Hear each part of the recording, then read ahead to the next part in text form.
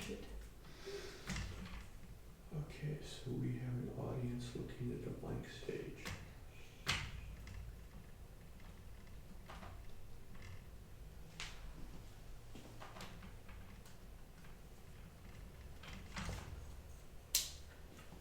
Hello, everybody.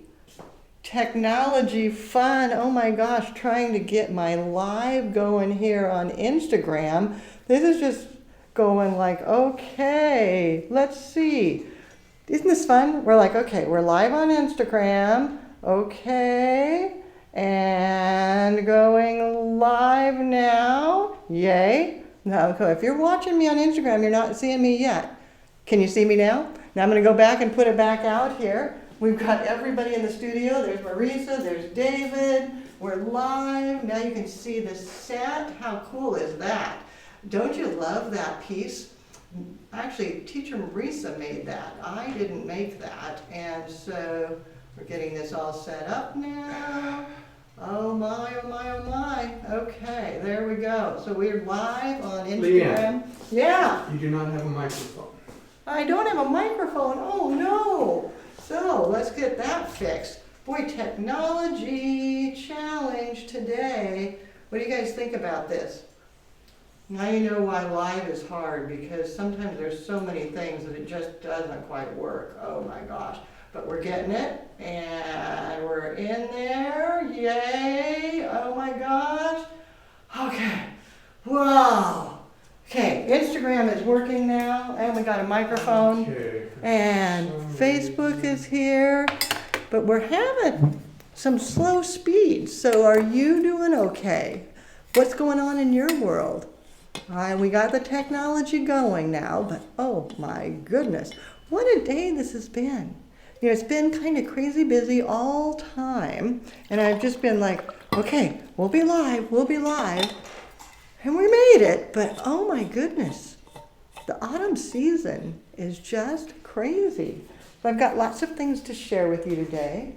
We're going to be talking about Thanksgiving trends, and we've got it live on Facebook, live on Instagram, and live on YouTube.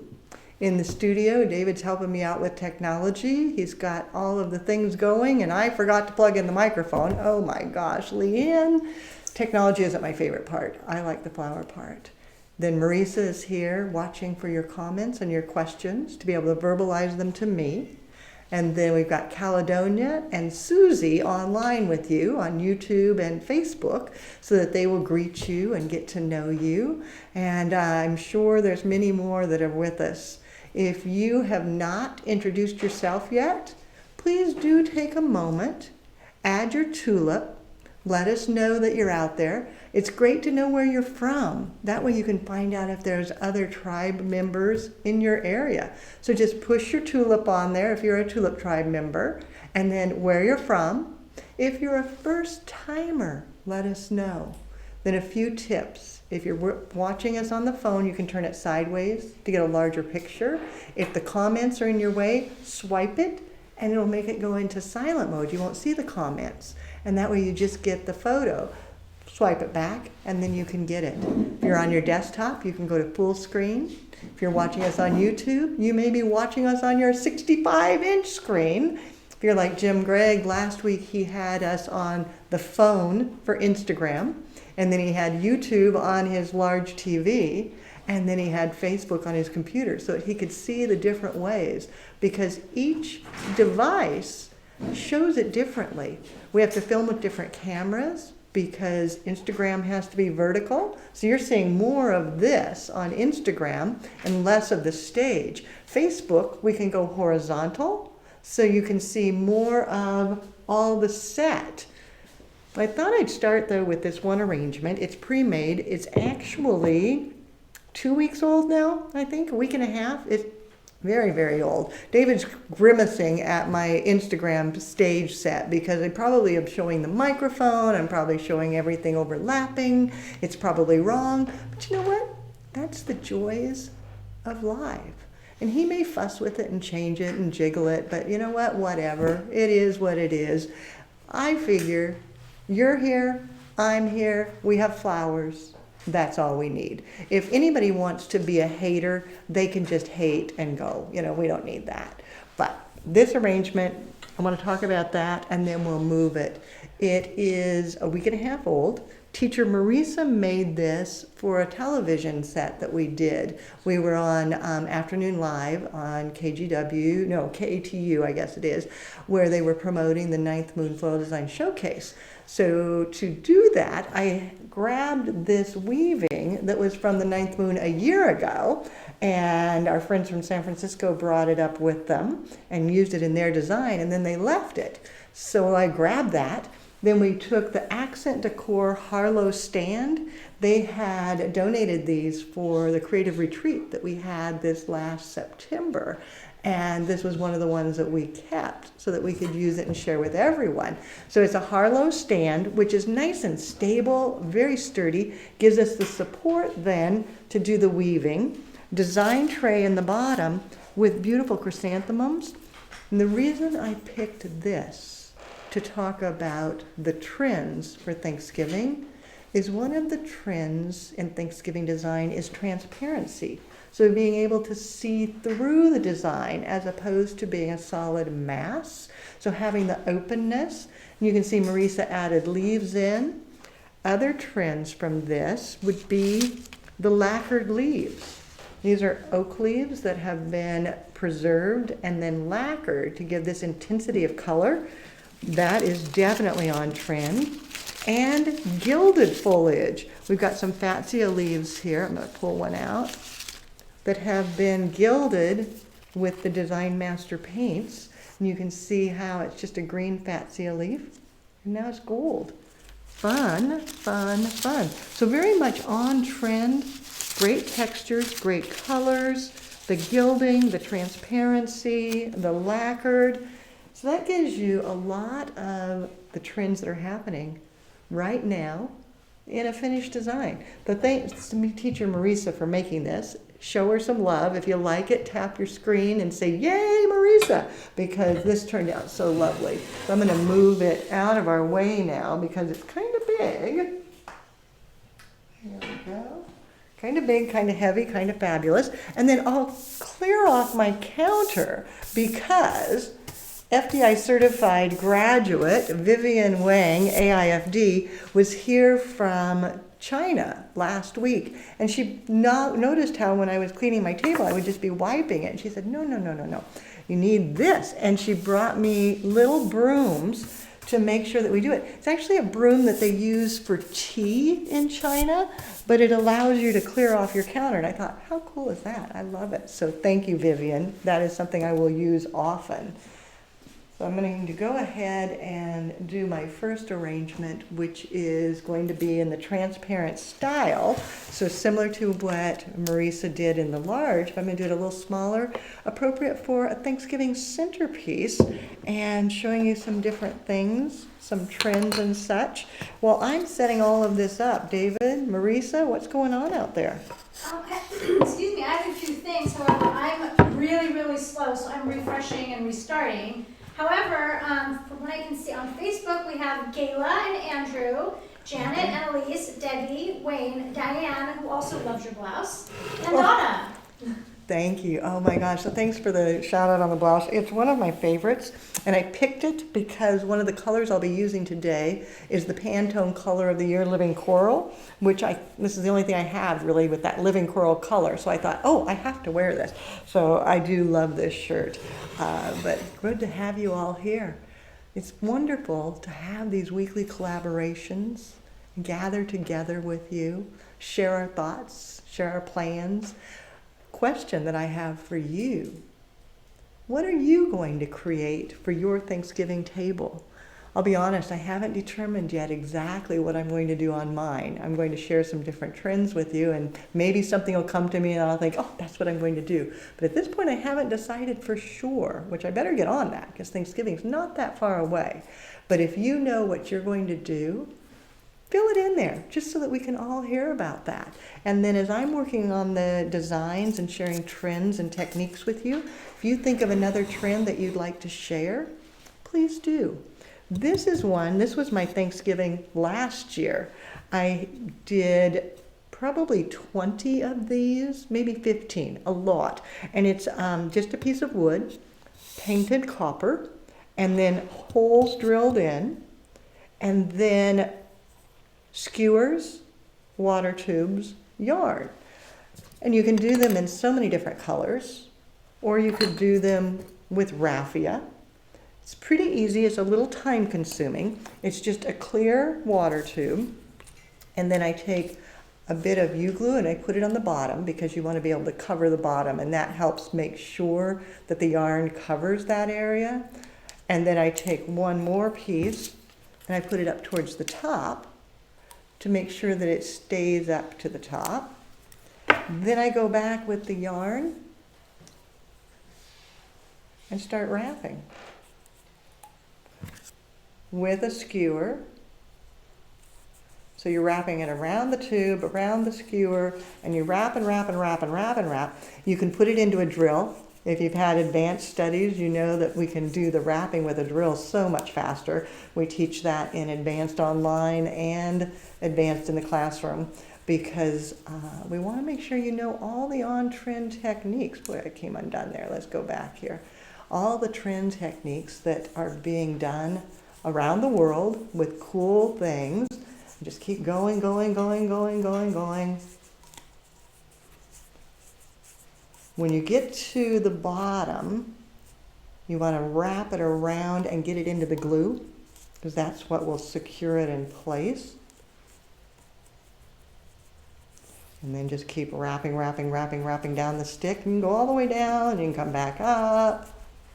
This is where the drill really speeds up. You could just twist, like the drill would be doing with the twisting, getting it covered over, then bending back down, making sure I get the entire stick covered.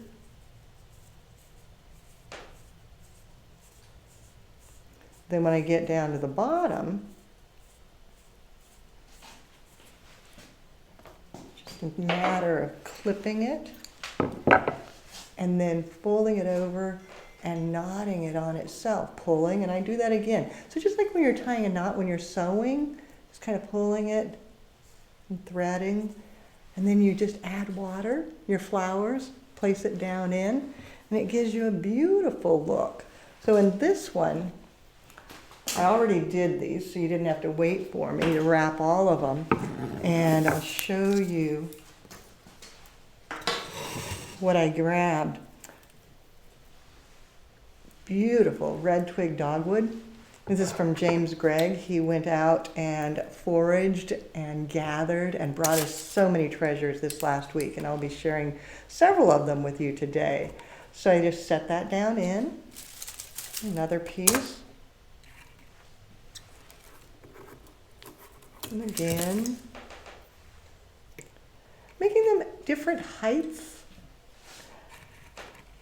Making sure that it has no front or back, that it looks good no matter where you put it. And they can wiggle around, that's totally okay.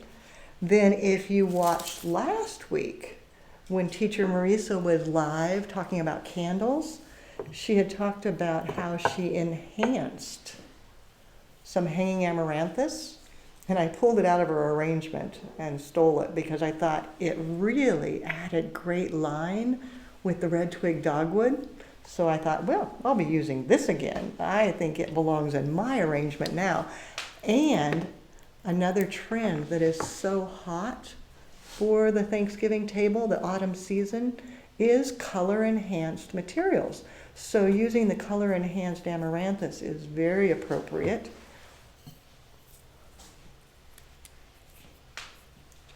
Setting it down in. And it creates a better line for the arrangement.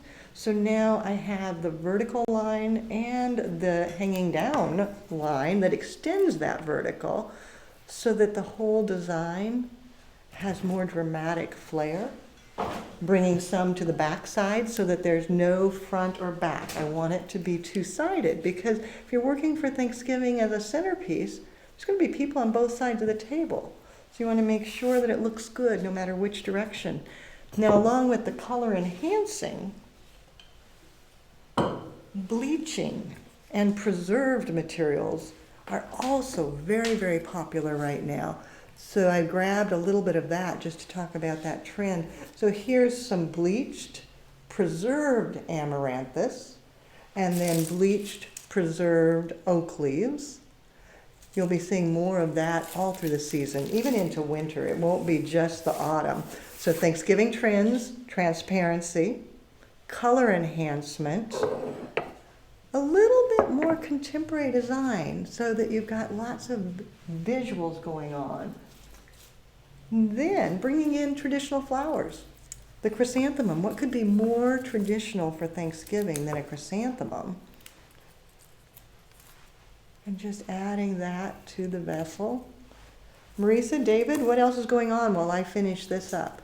Okay, so Molly on Facebook was saying, how do you color enhance it, the amaranthus? However, I would like to give Heather DeLong on YouTube a shout out because she remembered the color that I used to enhance it last week. Excellent. So you used Design Master, and I don't remember what color you used. It was, I gotta look at what Heather said. It was the radish. The radish? Matte, I think it was. Okay. Uber Matte Uber Radish. Radish. Okay, so the Uber Matte Radish, and it's perfect. So thanks, Heather DeLong, for answering that, because doesn't that color look fabulous here? And just dropping the chrysanthemums in, some just down very, very low, some up a little higher, instantly makes this super fabulous and easy. So this is a type of design that you could do all the weavings ahead of time, have that done, so that then when you come back to add flowers, it just takes minutes. You could even let the kids get involved so it becomes a family affair. What do you think? Simple, fun. I'll turn it around so you can see the other side, because it really doesn't have a front or a back. It just is. And it gives you that transparent trend, the texture, the wrapping, the color enhancing. So many different trends all in one design. You like it? Tap your screen if you do. If you don't like it, oh well, there'll be something else. We'll do more. It doesn't matter. What else is going on while we get some more things out here? This is quite exciting. Andrew McPhee just started his business, got his logo and first customer. Congratulations, Andrew. What's your business name? Put it in there so that we can all see. And everybody do a shout out to Andrew. He starting his career, starting his business, getting things going. Proud of you. It's scary to start a new business and a new career, and that's something our students do over and over and over, because they leave one job and they go through basic floral design, go through advanced floral design, become certified floral designers, begin their careers. It's pretty fabulous. It's so fun because on Facebook I go through, and every time I see somebody sign up, we make sure and do a shout out, welcome to Flower School. And it's been so fun this last week to do a shout out to so many people. And then simultaneously, I had to sit down at the desk today and just sign certificates. There were so many graduations this week. You all have been so busy. The teachers have been evaluating and getting certification done, and I sat and signed and signed and signed and signed. I love that. That means you're off and beginning your dream career working with flowers, and that is pretty fabulous. So congratulations to the graduates. Congratulations to those of you starting businesses. What else is going on out there in your world? Tell me, tell us, share it with everyone. So we've got, I told you I was going to be working with living coral. Amaryllis. What do you think? Don't you love it? One of the things that I'm seeing in the trends for Thanksgiving is sometimes people don't want a centerpiece on the table. They don't have space, so instead they do a large arrangement on a buffet or off on a kitchen counter or in the living room. And I thought, well, let's do that. So I grabbed a copper vessel. It's lined with a glass vase, and then I've added a little bit of floral netting just in the top to make sure that I can be secured in place. So I would just go ahead, set that back in. So it's a glass vase inside of copper. It's actually zinc that's covered with copper finish, but and then I go back with my flowers, And I'm going to start with the Amaryllis because their stem is so big and large. If I don't get this in first, there won't be room for it. So I've got to weave it in. There we go. Get it positioned well. Then come in with another.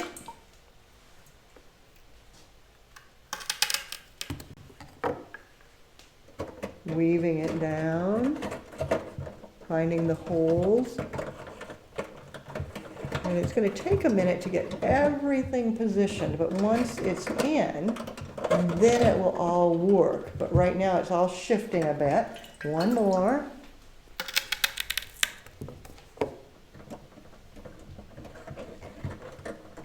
Got a question for you, Leanne. What you got there, Marisa? Greg Baker on YouTube, or I don't know where he is, but he's asking if Design Master has copper here in the U.S.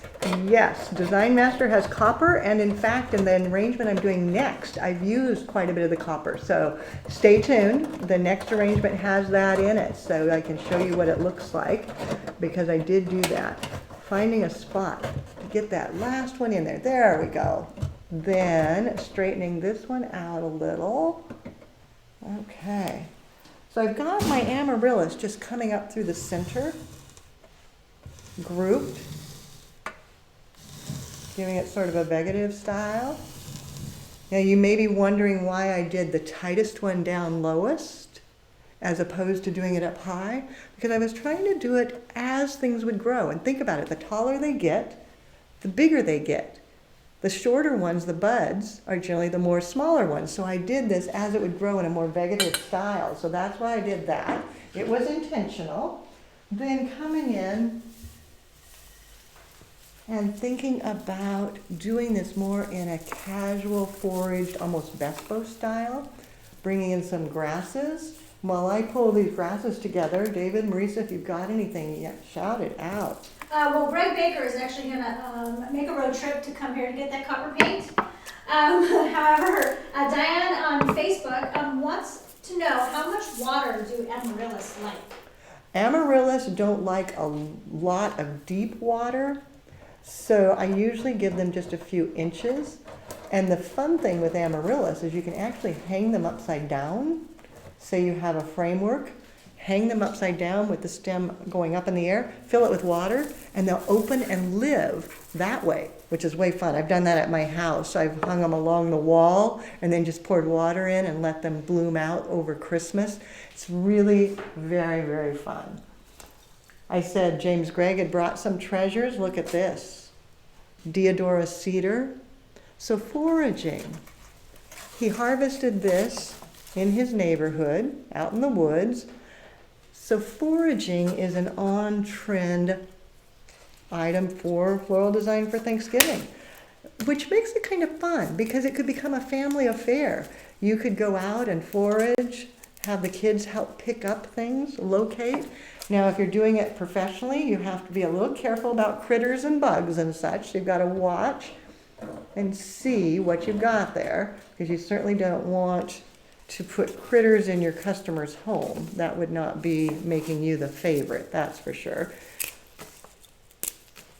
Leanne. Yes. Were you aware that Wayne Noel is starting a part-time job on November 22nd? I was. I am so excited. So Wayne Noel has his first full-fledged flower job. He graduated just a little bit ago. He's going to be joining us in June for the advanced class right here in Portland. So I can't wait to have him come be in the classroom. He did the online class for his basic studies, graduated, got a job, starts for Thanksgiving, yay Wayne, and then is coming to see us in June to complete his certification and get his advanced certificate and his certified floral designer status. So you students have been so busy this year. It's just fabulous. Don't you love the way the Deodora just drapes? It's one of my great loves of foliages in the evergreen world because it just has such wonderful movement. And it holds well as long as you keep it wet. It doesn't like to dry out. It definitely prefers to be wet. Let me clear my counter with my little broom. Oh, don't you love it? It just makes me so happy. Then going on with trends, the grasses would be on trend. Let's add a few more grasses in here. The Amaryllis would be on trend in that people are looking for exotic flowers, things that are a little more interesting. People are more daring with what they want to put in their homes. So the diversity between foraged materials and then luxurious accent blooms like the Amaryllis, and then the wild grasses, bespoke styling. I would say this is going to end up in the bespoke style, so that would be on trend. So several trends again in this particular design. Some of the lacquered leaves, lacquered oak. Have you used the lacquered leaves yet? That's a question for you. Who's used these? Do you like them? Have you found that your customers are liking them? What do you think? I always am curious. Very curious. Adding this in, finding the perfect spot. There we go. Bring in the depth of color. Now I started with that Pantone Color of the Year Living Coral, but I'm expanding upon it with tints, tones, and shades in that same palette to give some depth of autumn color. So bringing in this deeper rusty hue takes that living coral and moves it into the autumn vibe. It's always kind of fun to see how you can adjust things. Then some grevillea. This is the dyed product, bringing in almost a tint of the living coral. See how much lighter it is? Changes that hue out and gives a little bit more interest to the design, letting it get full, leggy. Man, Teacher Michelle and Teacher Anna are on. Hey, Teacher Anna. Hey, Teacher Michelle. I'm so glad to have you join us. It's so much fun when we get the entire tribe together. So the teachers are here. Teacher Carolyn is over in the classroom, so she's not with us today. She is teaching the last classroom advanced program of the year. It's sort of weird to say that, but it's our very last class of the year for the advanced students in the classroom. And so she's teaching that. They will graduate on Friday and go out to work in the flower world. So if you're looking to hire, let us know. We'll put you on our job list because we've got graduates coming out this Friday ready to go. David, what you've got? We have a good question. Would you define the bespoke style of design? Bespoke is spelled B-E-S-P-O-K-E. Some people call it bespoke, bespoke, or bespoke. And it's basically everything florists do really is bespoke in the strictest sense, because bespoke is considered to be handmade, one-of-a-kind, unique designs for a specific person or purpose. So you can get bespoke clothing, you can have bespoke garden design, but it's one-of-a-kind, handmade, uniquely designed. In the current vocabulary in floral with the trends and such, it also has evolved to imply a looser, more casual, almost a throwback to the 20s style of floral design. So if you think back to the floral design of the 1900s, the early 1900s, 1910, 1920, 1930, where people foraged things, grew their own, all different types of textures, that would be indicative of the bespoke styling. So it depends on if you want the very clinical, which is handmade, one-of-a-kind piece of art, or if you want the current use, which is this foraged, natural, usually seasonal, usually local product. Adding in a little bit of Nandina. And you can see how quickly this is becoming luxurious and full. Any last questions about this one before we move on to another one? Because I've got more to share with you on the trends. So this would bring in the trend of lacquered leaves, the trend of bespoke design, the trend of luxury blossoms, the trend of grasses and foraged items. I'm going to turn it so you can see it from all different angles. It really looks great no matter which way you turn it. And it's kind of fun. What do you think? Do you like that one? It's one of my favorites because I love Amaryllis. I love the color. Marisa, what you got? We want to know if, Amaryllis are long lasting. Amaryllis are incredibly long lasting. You can usually get a couple of weeks out of them, especially if you have a tight one like this. When they're tight like that, they will last for so long.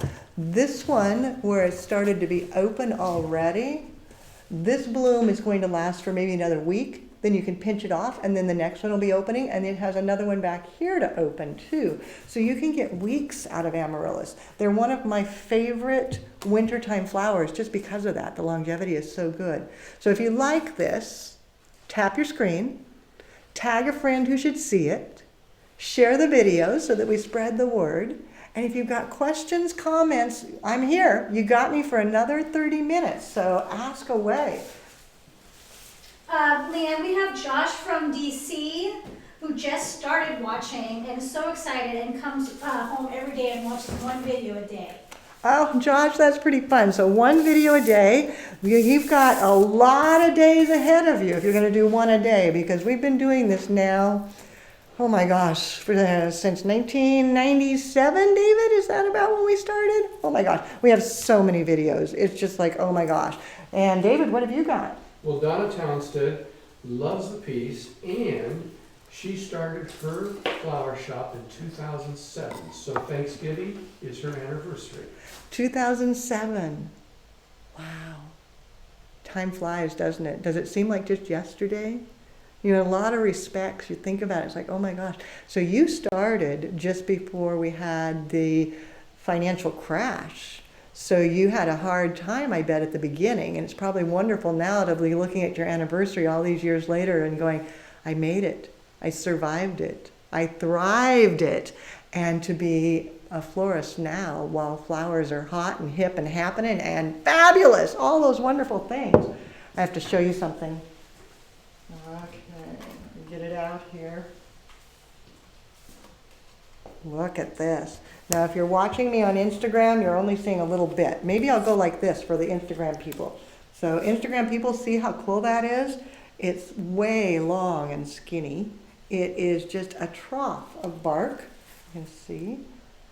Jim Gregg found this in the woods and brought it in, and I thought, I have to use this. It's just so cool and perfect.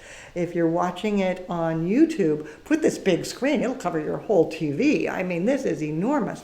Now, it's a little bit messy and wet, so I've got to put something underneath it so that it doesn't get the table dirty, because I'm thinking this might end up going home with me, because I have a credenza behind the couch that this would just look great sitting on there and be stunning, but I don't want to put the wet, dirty wood directly down. So what I have, oh, where's my little broom? There we go.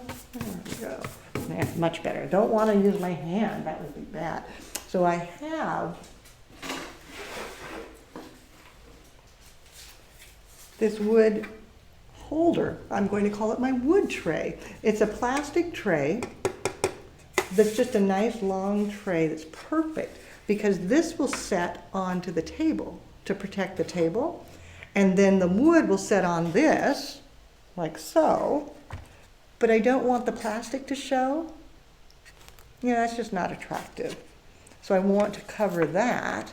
So I'm going to put my wood over here for a minute, and then I have some pan melt glue. If you've been in advanced, you know there's a glue for everything. There's different types of glues, and we teach that in both the advanced online and then advanced in the classroom. So you know which glue is appropriate. And for this one, the pan melt, I just used a brush and put it in the bottom.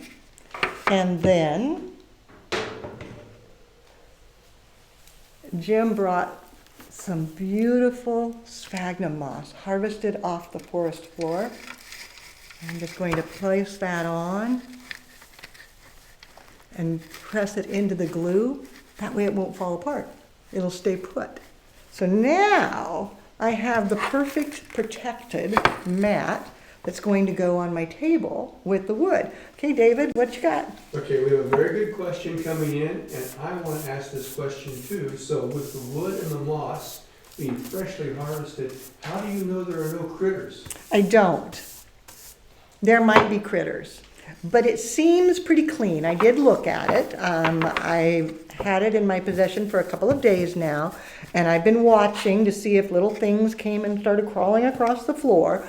Because yes, when you forage and bring in natural materials from the outside, you very well could have a friend that comes with it. I had to laugh because when we were at the Oregon Garden Resort for the creative retreat, we had one wagon of leftover flowers, and I pulled it into the building, and then we were repurposing it, getting it out, and we had a huge slug that had crawled up into all these flowers, like, ooh, it was kind of disgusting. So yes, sometimes you do get critters, so you just have to kind of go with it. Okay, putting my stick on here now. Okay, then I have to decide which side I'm gonna show you and which side I'm gonna show me, because once we get started, we can't really change it. So let's vote. I'm going to be putting another container here, okay? And I need to put it down. I'm voting for you. You don't get to vote. I'm going to turn it this way because I think you'll be able to see better if I have it this direction for you. So I voted for you. You're going to look at it this way. So that's the way it goes. This will be my front. This will be my back. So on here, I just, again, put glue on the bottom of the tray. So this is the same kind of tray, but a smaller one.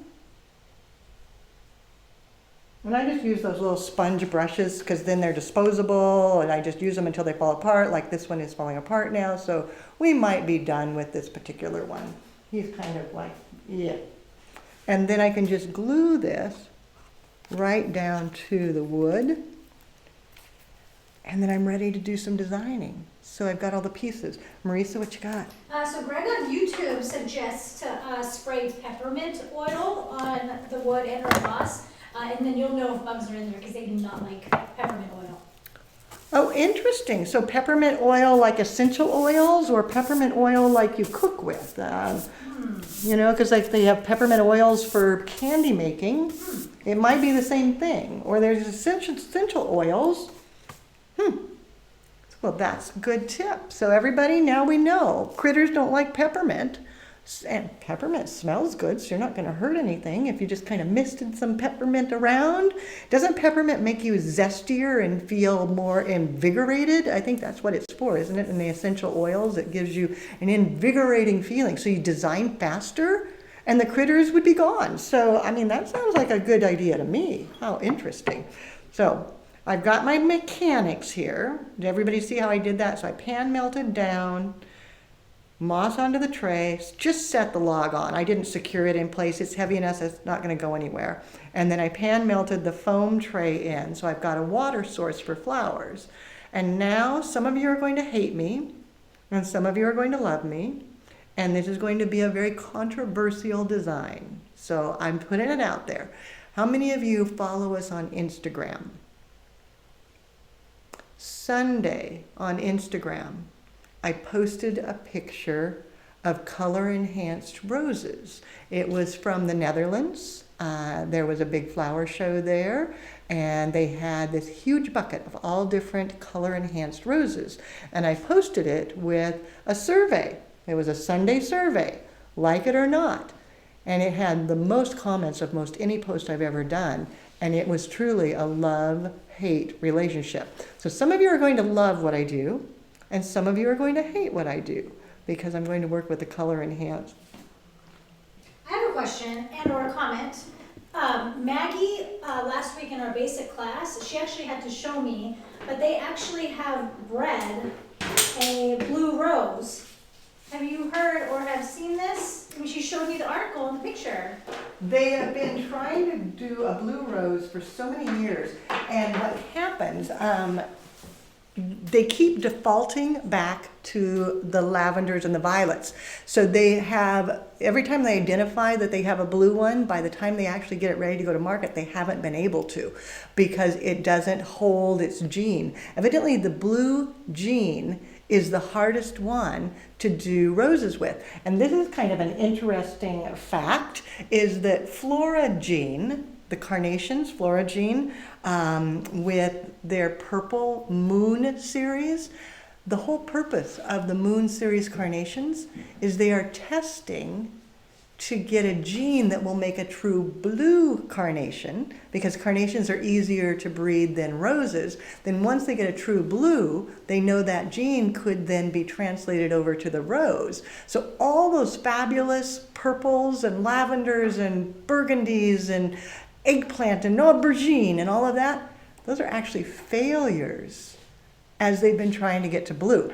Isn't that interesting? And so, yes, they are still working at it. No, it hasn't been totally successful yet. Yes, they have some varieties that are kind of getting close, and whoever truly gets one that will stay true to the plant once it's reproduced and such, that person will be the richest flower person in the world, because everybody is wanting that. And a true blue rose is going to be hot. So yeah, Maggie, they are working so hard to do that. And there's articles periodically that come out that say, oh, we got it. And there's like, oops, it failed. And it's like, oh man. So you may remember these. I've used them before. And you'll see them in some videos coming up that we send out on Monday. I think I have them in one of my Thanksgiving videos. These are Osage Oranges. Their natural color is this chartreuse green. So Instagram people, I'll put it by your camera, Facebook and YouTube by your camera. We'll kind of go back and forth. So it's this green color. And I color enhanced with a variety of different things. I used the Copper Design Master. So whoever was asking, do we have copper? There you go. I used the Copper Design Master. I used the Radish Uber Matte. And then I also used a Golden Mustard Uber Matte and came up with this kind of hodgepodge of color, which is pretty wonderful. And some of them, then I stuck a wood pick in, secured it with Oasis Floral adhesive, and that way I could anchor it into the foam. Some I just am setting into place. Isn't that fun? Talk about texture and color enhanced. This is just too beautiful. Let me bring a couple. So you have a couple of people asking, how are you going to get that home? And Jim Doyle responded, David's probably going to have to carry it. I know. Getting it home, we actually, it's not so bad. We have a wagon, a great big wagon. I call it my city wagon. And it will set right flat on the wagon. And then we just pull it home. And then when I get it home, put it up on the shelf and it'll be fine. But yeah, dragging things down the street. I actually carried my Christmas tree home on my wagon for about 4 years. Now I get it delivered, but I used to always just get it on my wagon and pull it down the city streets. So, David. It might be good to point out that you only live 6 blocks away. Well, that is true. I only have to pull the wagon 6 blocks. And it makes people smile because they see this weird old lady dragging a wagon full of flower stuff down the street. And they just go, really? Portland's really weird. And you know what? It is. But isn't that nice? Look at this. This is licorice root fern. It's just growing up out of the moss. And it will continue to grow. Easter 2 years ago, I purchased quite a bit of the licorice fern from a friend of mine who harvested it. And then after Easter, I used it for the table piece. And then after Easter, I gave it to my brother, who he planted it in his yard. And he sent me a picture that it was still growing. The fern was doing really, really well. And it just looks happy. Don't you love it? It's waving at you. Hi, thanks for joining us. I'm really glad you're here. I love licorice short fern. It's just too wonderful.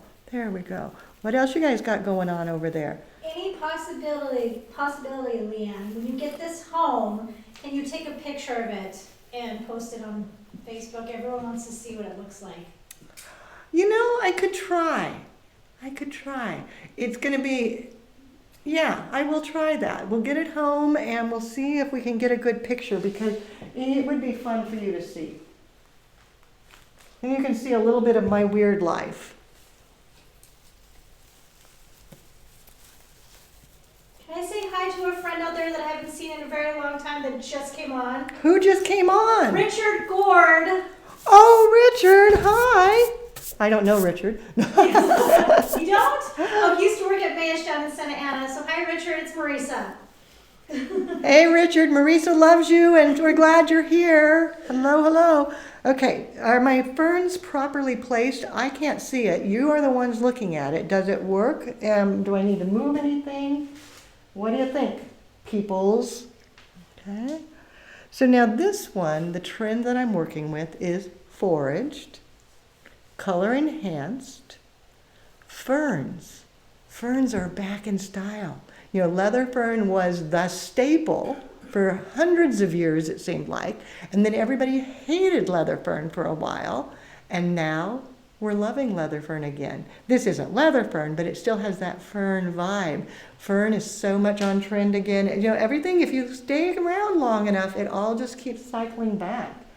Then I promised you I was going to be a love-hate. What do you think? Do you like it? I'm going to give you a minute to vote. Yes or no, love or hate. Got a few of them here. Removing the stems, so it's chrysanthemum. What do you think? What's your vote? David and Marisa will let me know what you think in a minute, but I'm getting things ready here. Yeah.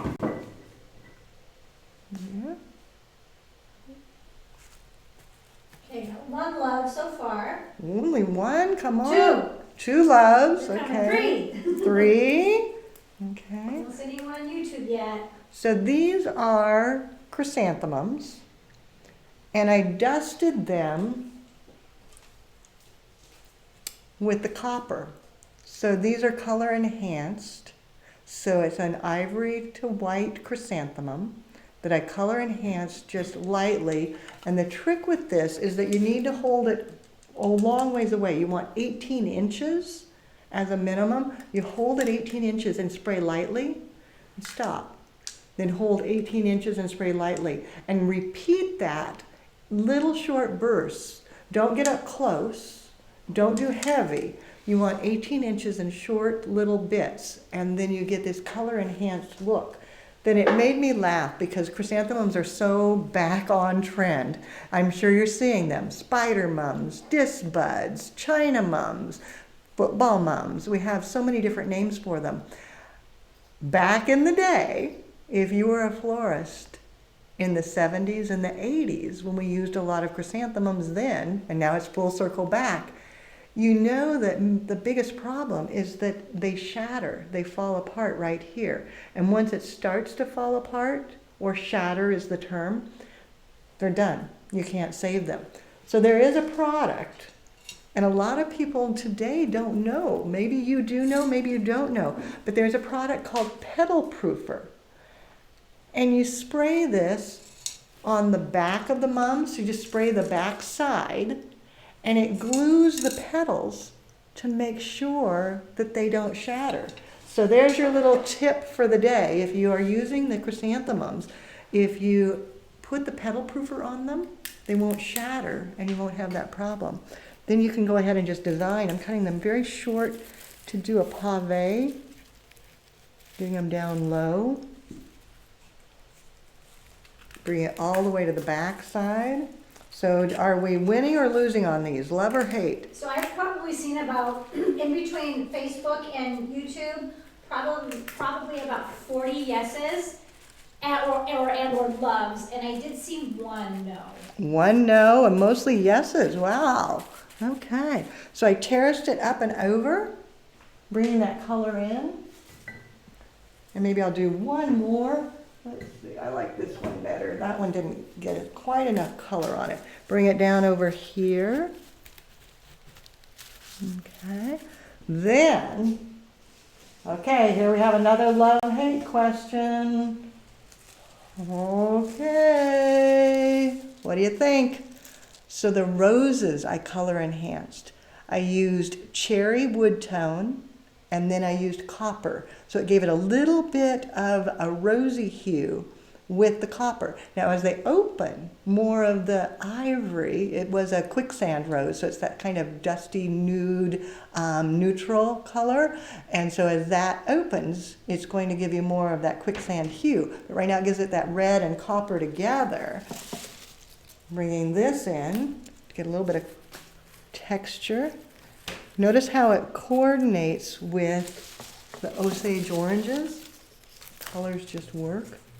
Man, I like what Janet said on YouTube. She said, color enhancing these not spider rose. The chrysanthemums. The chrysanthemums, they make them almost look like dahlias. Doesn't it though? I agree. This particular variety is very similar to a dahlia. And so year round you could get this where you can't always get good dahlias. So this gives you a great opportunity for your brides that are desperate for a dahlia but you can't get it. Talk about pretty fabulous. Yeah. So bringing up the roses, creating a pave through, and then I'm going to add another one in here to give a little more density. I've got to open up my moss. It's kind of heavy there. There we go. Okay. And then making a decision, do I want to bring some down here or just keep them up? I think I'm going to keep them up in the top. I think I like them up here. So keeping them all raised, working them through the moss down into the foam, and then coming on around. So is it a love-hate with the roses? Do we still like those? What'd you think? Yeah, we're having so much conversation about color enhancing on here. I love it. So talk amongst yourselves, people. That's great. This is your chance. Collaborate. Get to know your tribe members. Make friends. I love it. That's why we do this, to make sure and connect you all together so that you can see. So now I have all my metallics going on. Then I'm going to come back with just bits of leucadendron because that gives me some intensity of color, some darker. I'm going to put some over here. Okay. Maybe some of the enhanced oak leaves because that can come out and drape. So again, starting with that Pantone color of the year coral, but shifting it into more of this rusty hue. And then adding the trends of color enhancing, chrysanthemums, mosses, foraged materials. So we've got just a few more minutes. If you've got a question, make sure and type it in. If you like this, tap your screen. If someone you know should see it, tag them, share this video, spread the word. If you haven't started flower school yet, now's time. Join us. I know Julie just came and joined us, and Catherine just came and joined us. And I'm trying to think of the names. I can't remember everybody. We've had so many people sign up this week. And I'd love to be able to say, welcome to flower school to you. Basic or advanced, maybe both. Come join us. Begin that career that's going to give you happiness and make you a living. It's a wonderful way to earn your worth and get a job and all those things. So I brought things around to the back. What do I need? If you guys can see holes, let me know because I'm kind of running out of eyesight spot here. But I'm kind of liking it. I think it's going to be beautiful at the house.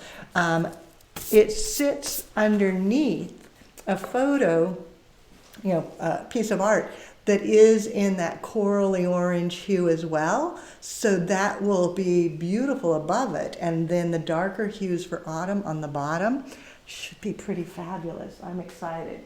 So last call for questions because I'm going to finish things up here. I love this comment from Ruthie. She's saying, this is a modern cornucopia. True. It would be a modern cornucopia. What a great way of describing it. I love that. So that was Ruthie? Yes. Ruthie, I'm going to steal that. When I post this picture, I'm going to say, here's my modern cornucopia for my Thanksgiving. How grand. That's a wonderful way of saying it. Thank you for sharing that. We can all use that now. Everybody, I want you to get out there and make yourself a modern cornucopia. Oh, fun. Now I'm bringing in some of the Nandina just across the top to open it up a little bit. I felt like it was a tiny bit too flat. And so this gives me some dimension.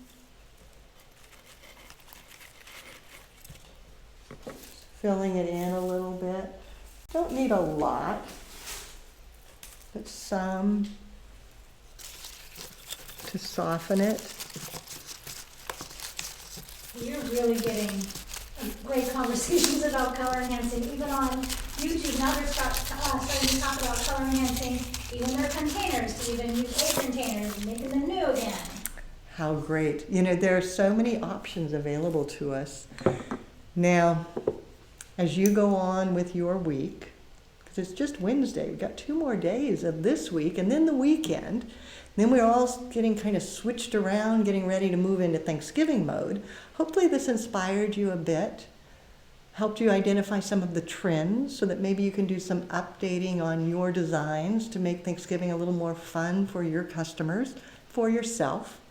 Again, my question to you is, what do you put on your table? I'm going to go back and read through the feed so that I can see it myself. But I'd love to know what you put on your table. And then I challenge you, when you do get your table flowers done, wherever they are, even if it's not on the table, maybe you do something on the credenza like this, take a picture, post it on social media, and tag Floral Design Institute. That way we all can see what you created as you were inspired to do Thanksgiving flowers. Don't worry about the turkey. Don't worry about the potatoes. Don't worry about cleaning the house. Make sure you have fabulous flowers. I always tell people, as long as you have fabulous flowers, and then I always put a piece of bread in the toaster and toast it because it makes the house smell like you've been baking all day long.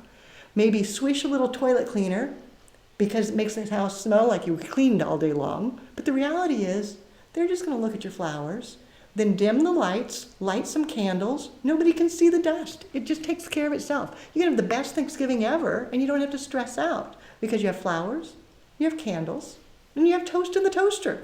There's nothing else you need. So I'll see you next week. The 20th, I think it is. We'll be back live, having more fun, using designs in the bespoke style. So we'll be having a whole day of bespoke. But I'm going to say goodbye because I got to load this on the wagon and get it home and try to get a picture. I'll get it posted tomorrow for you all to see.